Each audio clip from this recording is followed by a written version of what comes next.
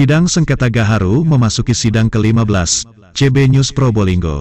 Sidang yang dipimpin Hakim Ketua Eva Rina Sihombing dan 2 hakim anggota, Selasa tanggal 26 April tahun 2022 di PN Kota Probolinggo, masih dengan agenda pemeriksaan saksi.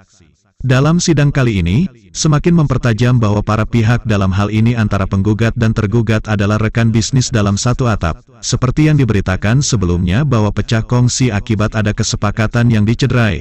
Kesepakatan itu adalah modal, kapal, izin dan gudang.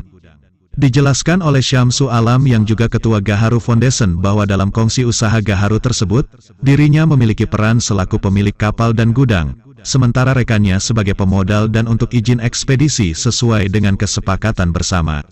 Namun yang terjadi tanpa alasan yang jelas, mendadak objek Gaharu yang disengketakan sekarang, diduga dibongkar paksa dengan menggunakan jasa tenaga buruh bongkar muat wajah baru, yang juga berdampak hilangnya penghasilan buruh yang sudah menjadi langganan mereka. Hal ini seperti yang disampaikan oleh mandor buruh bongkar muat Roy dalam keterangan saksinya di ruang sidang. Memasuki sidang ke-15, Haji Alam melalui kuasa hukumnya SW Jando GHSH, terus mencari keadilan dan mengungkap kebenaran. Selain gugatan yang sedang bergulir di PN Kota Probolinggo, dirinya juga melalui kuasa hukumnya telah melakukan gugatan baru baik perdata dan pidana. Saya akan ungkap yang sebenarnya, kita akan buka semua terkait tata kelola bisnis Gaharu yang semula menjadi kesepakatan. Selanjutnya usai sidang ketika dikonfirmasi, Jando selaku PH, menyatakan semakin terang benderang. Jando sebagai kuasa hukum Haji Samsyu Alam sangat optimis. Karena keterangan saksi hari ini sangat menguntungkan pihaknya, justru saksi yang dihadirkan oleh tergugat, membuka peluang gugatan baru. Jelas Jando, untuk selanjutnya kita ikuti hasil wawancara kami. Mamat Abdullah dan Gogon Harum koresponden CB News melaporkan dari Kota Probolinggo, Jawa Timur. Agak tegang sedikit sidang tadi itu. Karena jawaban saksi itu bahwa pertemuan di Orin itu kemudian baru disegel dulu baru pertemuan, kan begitu? Ya. Tidak, sebenarnya menurut versinya penggugat bahwa pertemuan dulu di Orin oleh karena antisipasi adanya perlawanan atau adanya ini ya dari pemilik kayu Gaharu ini Pak Haji ini antisipasi, maksudnya begitu untuk mengantisipasi di gudang itu disegel dulu, barang itu jangan dikeluarkan. Itu kemauan bersama-sama ya. Betul, sebenarnya itu bukan hanya ini. Baik, satu lagi pertanyaan. Tadi terkait ekspedisi bongkar muat, yang katanya biasanya itu TKBM yang biasanya. Kok jadi TKBM yang tidak jelas tadi? Dia jawabnya bahwa itu bukan TKBM yang biasanya, tapi dia bilang buruh. Nggak tahu buruh yang dari mana juga kita tidak tahu. Kita lebih concern kepada kerjasama. Apakah itu bisa memperkuat dalil? Oh bisa, untuk memenangkan ini perkara ini. Insya Allah kita gitu ya? tetap optimis itu. Gitu.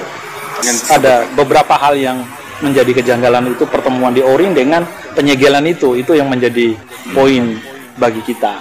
Terus juga dia alhamdulillah sekali dia menerangkan bahwa kerjasama itu ada, kesepakatan itu ada kerjasama itu. Terus barangnya yang berapa itu 3.200 yang dalilnya mereka dalam bukti surat yang dari mana keterangan dari BKSDA itu 3.000. Ternyata barang itu ada barang milik orang lain juga, bukan milik ASO, bukan milik tergugat, maksud saya tergugat 2 ini bukan. Ternyata barang milik orang lain, yaitu salah satunya tergugat 1 ini pemilik barangnya. Itu memang sampai sekarang barangnya di mana? Apa sudah habis? Informasi dari saksi tadi katanya barang itu sudah didistribusikan semua dan pemilik barang itu sudah diambil semua. Karena UD P3, PT SMA itu hanya sebatas ekspedisi.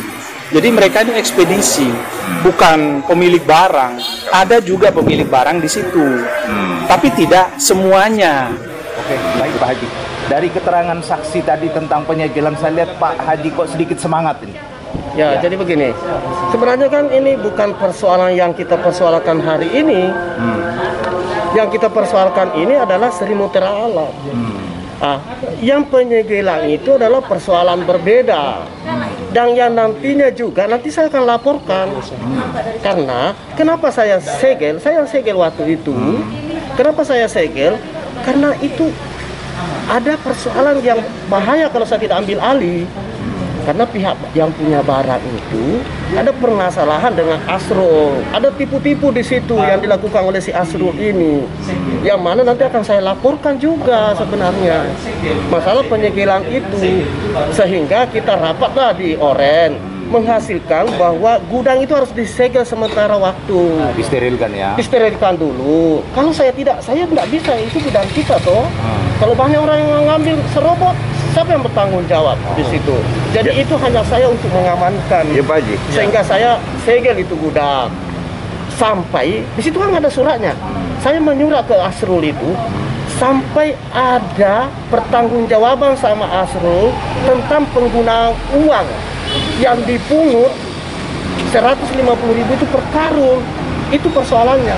Kalau ini persoalannya beda. Dan itu sudah diputuskan ya di Orin ya. Itu sudah diputuskan. Itu disegel karena kesepakatan bersama. Iya. Ada notulennya di saya. Jadi tidak berkaitan dengan sengketa yang Ini ada. lain. Yang nantinya kita akan Itu persoalan yang akan datang. Berarti disepakati dulu baru disegelkan begitu. Betul. Tidak mungkin saya segel kalau tidak ada kesepakatan. Berarti di Orin itu kesepakatan untuk menyegel. Jadi begini. Di Oren itu dulu kan kita tidak tahu ya kemana uang itu. Di situ terungkap, diungkapkan oleh Asrul. Marah yang punya barang. Kenapa? Ya nanti kan dibuktikan ya. Setelah itu ada rapat di gudang saya bahwa ketika Asrul itu tidak memberikan pertanggungjawaban tentang pemakaian uang yang 150.000 itu, ya sudah segel itu dulu, segel aja gudang itu. Biar itu ada pertanggungjawaban, sehingga itu tidak ada. Sampai saya menyurat waktu itu. Itu persoalan beda sebenarnya, bukan persoalan ini. karena ini keterangannya dia, akhirnya jadi Artinya soal segel tidak berkaitan dengan tidak ada kaitan.